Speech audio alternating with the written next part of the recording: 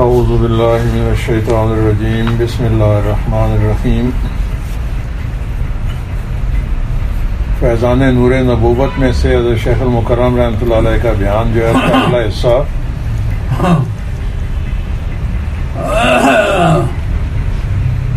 ایک ہوتا ہے ذاکر، ذکر لسانی کرنے والا، ایک ہے سالک۔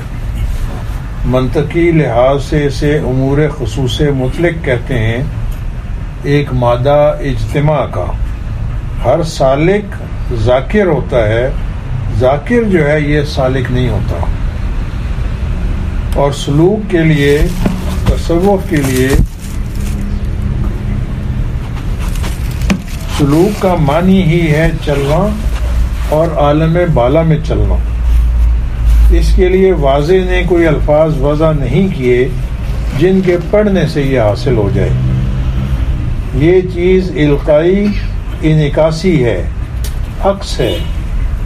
کس طریقے سے؟ علوم نبوت کے دو قسم ہیں، ظاہری اور باطنی۔ باطنی نبوت نبی کریم صلی اللہ علیہ وسلم سے لے کر کے آدم علیہ السلام تک تمام انبیاء علیہ السلام جس قدر بھی آئے ہیں وہ احکام ربی کو باطنی طریقے سے حاصل کرتے ہیں۔ جس وقت جبرائیل علیہ السلام اترتا ہے وَإِنَّهُ لَتَنزِيلُ رَبِّ الْعَالَمِينَ نَزَلَ بِهِ الرُّوحُ الْأَمِينُ عَلَى قَلْبِكَ لِتَكُونَ مِنَ الْمُنذِرِينَ۔ یہ قرآن اترا ہے اللہ کی طرف سے، جبرائیل علیہ السلام لے کر آیا، آپ کے دل پر اس کو اتارا ہے۔ جس وقت یہ الفاظ آپ صلی اللہ علیہ وسلم کے دل پر اترتے تھے تو آپ صلی اللہ علیہ وسلم جلدی سے قرآن کریم پڑھنا شروع کر دیتے تھے۔ فوراً حکم آیا لا تحرک بہ لسانک، زبان نہ ہلائی کریں، مت زبان کو حرکت دیجئے، خاموشی سے سنیے۔ دل میں اترتا ہے وہی جس قدر بھی آیا، احکام، خواہ وہ وحی جلی ہے خواہ وحی خفی ہے۔ حدیث کو وحی خفی کہتے ہیں، غیر مطلوع کہتے ہیں۔ قرآن وحی مطلوع، ظاہر جلی وحی ہے، مطلوع ہے۔ حدیث پڑھنے سے نماز نہیں ہوتی، اس واسطے کہ وہ وحی خفی ہے، اور نماز سوائے قرآن کریم کے پڑھنے کے نہ ہوگی، وہی یہ مطلوع ہے۔ باطنی طریقے سے القاء جو جبرائیل علیہ السلام نے آپ کے دل پر القاء کیا، اس کو آپ نے ظاہر سے، زبان سے حرکت دے کر کے لوگوں تک پہنچایا۔ یہ ہے باطنی حصہ۔ سلوک میں بھی شیخ کا اسی طریقے سے قلب پر دباؤ ہوتا ہے، القاء قلب پر ہوتا ہے۔ جو کچھ وہ یعنی شیخ ڈالتا ہے قلب پر ڈالتا ہے، یہ عکسی القائی چیز ہے۔ جس طرح شریعت ساری کی ساری پہلے القائی ہے، احکام جس قدر بھی نبی حاصل کرتا ہے القائی طور پر اس کے دل پر آتے ہیں، دل سمجھتا ہے، سنتا ہے۔ آپ صلی اللہ علیہ وآلہ وسلم کو پہلے دن کیا پتہ چلا ہے، یعنی کس طرح پتہ چلا ہے کہ یہ شخص جو بیان کر رہا ہے میرے سامنے آ کر کے احکام بیان کرتا ہے، مجھے بتا رہا ہے، یہ شیطان ہے یا جن ہے، کون ہے؟ دل سمجھ جاتا ہے، فوری پتہ چل جاتا ہے، حقیقت واضح ہو جاتی ہے، سامنے آ جاتی ہے۔ تو یہ نبوت کا باطنی حصہ ہے، اس لیے اس کے الفاظ کوئی نہیں۔ اچھا، میں آپ سے لفظوں میں بیان کر دوں، لطیفہ قلب، لطیفہ روح، سری، خفی، اخفا، نفس، سلطان الاذکار، یہ پڑھنے سے نہ حاصل ہوں گے۔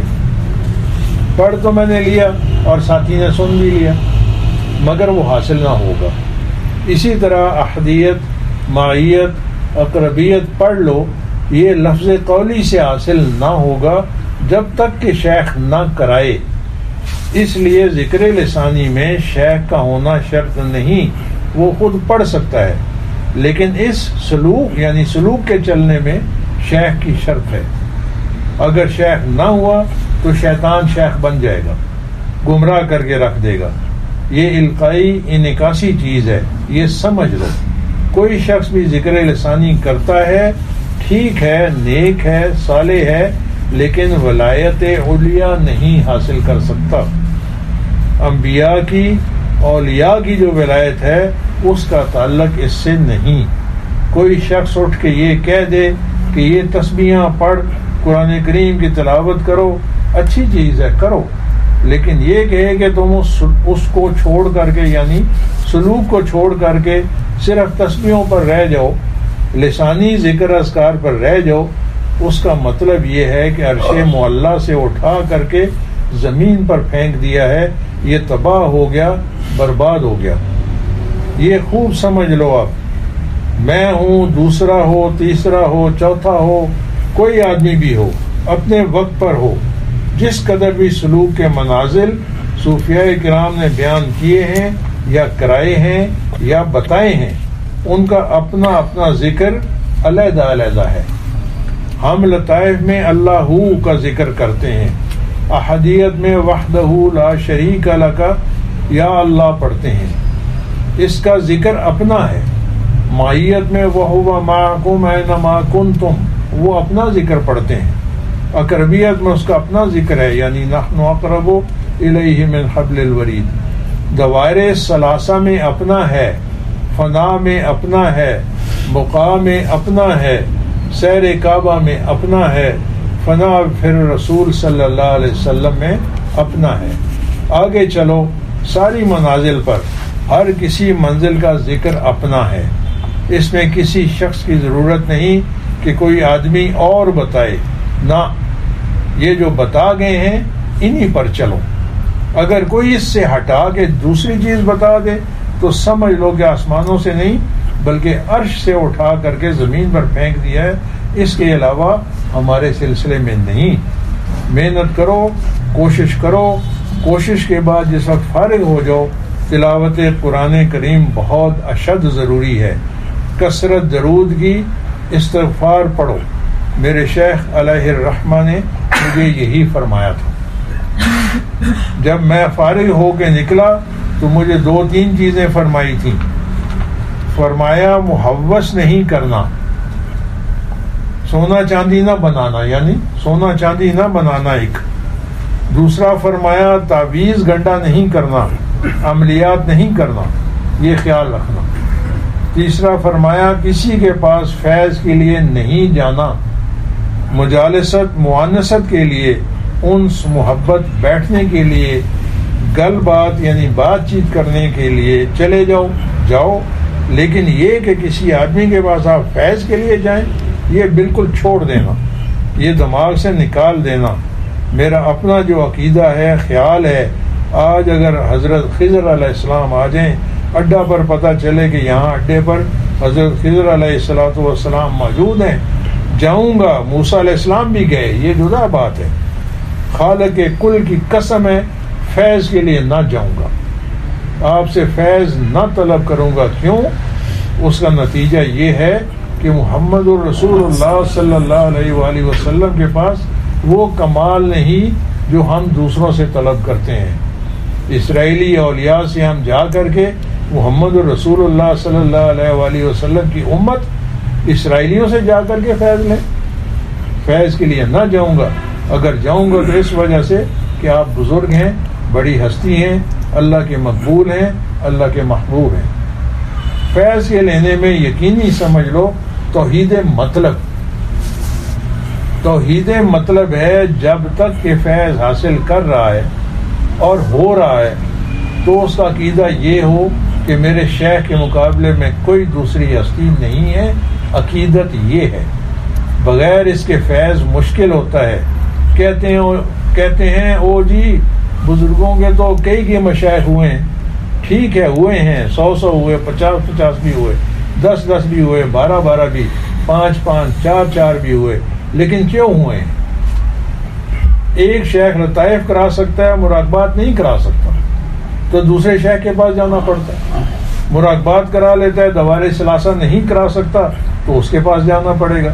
آگے سیر کعبہ نہیں کرا سکتا، دوسرے کے پاس جانا پڑا۔ فنا پھر رسول کے لیے کسی اور کے پاس جانا پڑا۔ لیکن آپ کو کون سی رکاوٹ ہوئی ہے؟ میں کہتا ہوں کہ نوح علیہ السلام کی عمر آپ کو حاصل ہو جائے، یہ اور چیز ہے کہ آپ برائیاں کریں، گناہ کریں، ذکر بھی چھوڑ دیں، وہ جدا بات ہے. ورنہ نوح علیہ السلام کا زمانہ پایا کی عمر پایا، آپ چلتے رہیں، انشاءاللہ یہ رستہ ختم نہ ہوگا، نہ ختم ہوگا. میدان موجود ہے، گھوڑا موجود ہے، دوڑاؤ. ہم نے رکاوٹ نہیں کی کسی کو. میں نے کہا ہے میدان کھلا ہے، گھوڑا موجود ہے، آپ دوڑائیں. لباس فہم بر بالائے او تنگ، سمندے وہم بر صحرائے او لنگ. یعنی اس میدان میں آ کر کے لباس جو ہے سمجھنے والا پھٹ جاتا ہے. وہم کے گھوڑے وہاں پر لنگڑے ہو کر کے رہ جاتے ہیں، اس میدان میں آگے نہیں چل سکتے. تو اس لیے میں نے یہ گزارش کرنی تھی تھوڑی سی کہ کوئی بزرگ بھی ہو، یہ ہم کسی کے متعلق نہیں کہتے. تم ہی اکرم اٹھ کر کے کہہ دو، کرنل مطلوب صاحب کہہ دیں، حافظ عبدالرزاق صاحب کہہ دیں، ایک اور ساتھی کہہ دے. نہیں، جو طریقہ چلا ہے تصوف کا، سلوک کا طریقہ، اسی پر چلنا ہوگا. سلوک کا معنی ہی چلنا ہے، اوپر بالا منازل میں چلنا، ان کو چھوڑ کر کے زمین پر آنا. اس کا مطلب یہ ہے کہ وہ عرشوں سے اٹھا کر کے اس کو زمین پر پھینکنا چاہتا ہے. وقت تھوڑا ہے، کلام الملوک ملوک الکلام، اللہ کی کلام پڑھو. قرآن کریم سے بڑھ کر کوئی وظیفہ نہیں، پڑھو. کوئی بتاتا ہے کشائش رزق کے واسطے کر کے یا کسی ثواب کے واسطے، وہ علیحدہ بات ہے. میں نے ہر ساتھی کو بتایا ہے کہ نفی اسبات چلتے پھرتے کیا کرو. ذکر خفی زبان کو بند کر کے، ذکر لسانی میں زبان کی حرکت کرنی پڑتی ہے، ذکر خفی میں کیوں بند کرتے ہیں؟ آنکھیں اور کان یہ سب سے بڑے جاسوس ہیں، دل کے، قلب کے یہ بڑے جاسوس ہیں. زبان قلب کی ترجمان ہے، بیان کرتی ہے اس کے حالات کو. آنکھوں کو بند کرنے کے بعد اس کے جاسوس ختم ہو جاتے ہیں، اس کو یکسوئی حاصل ہو جاتی ہے. کوئی اس کے بعد حرکت کرنے والا، اسے بتانے والا نہیں رہ جاتا. مطلب یہ ہوتا ہے کہ ہم ہمہ تن متوجہ اللہ ہو جائیں. آنکھیں بند ہوئیں تو اس کی بات کرنے والا، کوئی ٹیلی فون کرنے والا نہیں ہے. زبان کو بند کر لیتے ہیں اور آنکھوں کو، تاکہ کوئی چیز اس کی باہر نہ آئے، باہر نہ آئے، اندر نہ جائے. ہمہ تن رب العالمین کے ساتھ وابستہ ہو جائے اور اسی کی طرف متوجہ ہو کر کے ذکر کرے. اس کی وجہ کیا ہے کہ دل ایک ہے، اس میں دوسرے کی جگہ نہیں. وہ یعنی اللہ دوسرے کو نہیں چاہتا. اگر ہم باہر ہیں تو غفلت ہے، تو اس ذکر کے ٹائم اگر باہر ہیں تو غفلت ہے. تو اس ذکر کے ٹائم، اس ذکر کے وقت پر تو غفلت نہ ہو. وہ اللہ کہتا ہے کہ دل ایک ہے، میں ایک ہی اس میں ہوں. دوسرے آدمی کو میں نہیں دیکھ سکتا، دوسرے کسی شخص کو میں نہیں دیکھ سکتا. جب میں ہوں تو پھر دوسرا کیوں ہوں؟ اس واسطے آنکھیں بند کر لینا. کانوں کو بند کرتے ہیں، سننے کے لیے تیار نہیں ہوتے. زبان کو بند کر لیتے ہیں تاکہ دروازے سارے بند ہو جائیں. اس کے بعد متوجہ اللہ ہو کے اللہ اللہ کریں. یہ سمجھ لو کوئی کتاب دنیا کی تصوف اس سے حاصل نہیں ہوتا، سلوک حاصل نہیں ہوتا. رہنمائی ہوتی ہے کہ اس طرح ہوتے ہیں. قاضی ثناء اللہ پانی پتی رحمۃ اللہ علیہ نے تفسیر مظہری میں لکھا ہے، سوال کیا کہ پھر کیا ضرورت ہے کتابیں لکھنے کی؟